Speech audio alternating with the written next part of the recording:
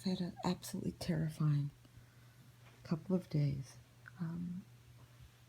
The worst thing about living with a medical illness is that there's very little dignity afforded. There's this book, Being Mortal. It's just a beautiful book about people, about dying, and 50% of Americans now, or 45%, are now dying alone and on ventilators, and we're doing a terrible job of allowing people to have any control or dignity at the end of their lives. And I've been through such a medical nightmare, and my family is pretty horrible, to be quite honest. And so I can't fix having a medical illness, and I barely have medical care. And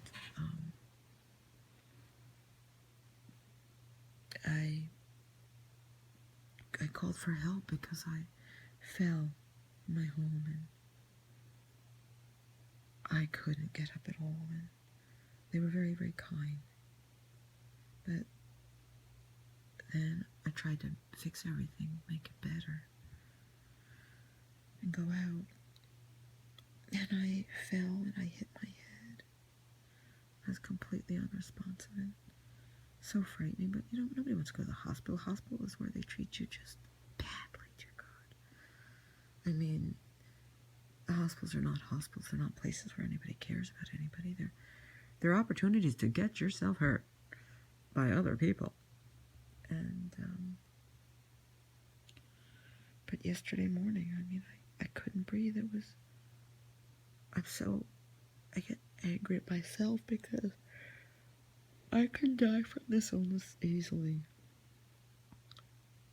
And there was that split second moment where don't call for help. It's the most horrible feeling of not being able to breathe. But then the survival instinct is so strong. And I called for help, but I called for help. They were pretty awful. Every bit of judgment, whatever.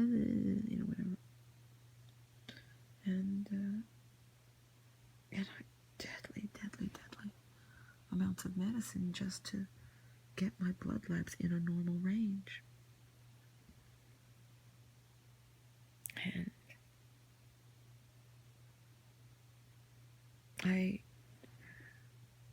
it is the worst feeling in the world to know you're going to die from an illness and to be essentially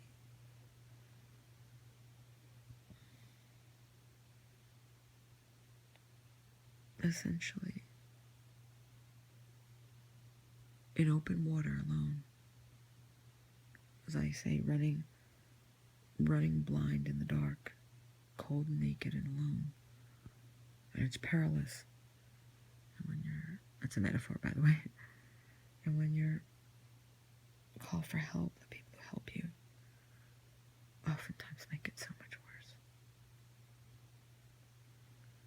And people think they're helping you when they're shouting at you or talking badly to you. They think, no, how was any of that? How would any of that help anything? And so a couple people made some commitments to me, and I don't know if they will keep them. Other people made commitments and promises and commitments, and they just didn't. Somebody's disappointed me a great deal. Oh, big shot. And just, like that movie, Failure to Launch.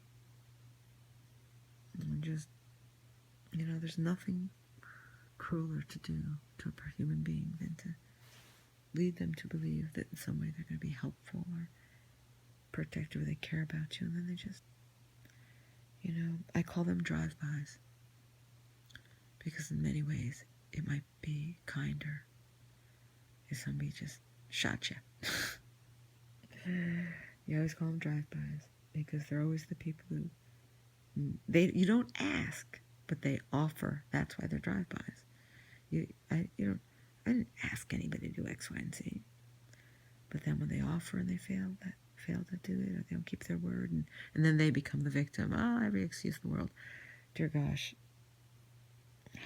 It's so it's cruel is what it is. It's cruel. And then you just fall deeper into a place of despair and just say, well, there's one more person who completely let me down, who gave their word, who they set up the plan, they make the conditions. And then when they don't do their part, they blame you.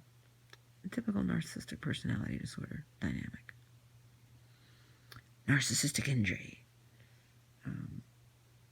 And then, of course, you're blamed, and I'm a vulnerable person, so.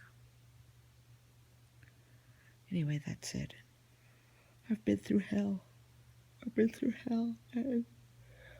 And I don't see any silver linings. Except for the fact that I recognize how dishonest people have been with me.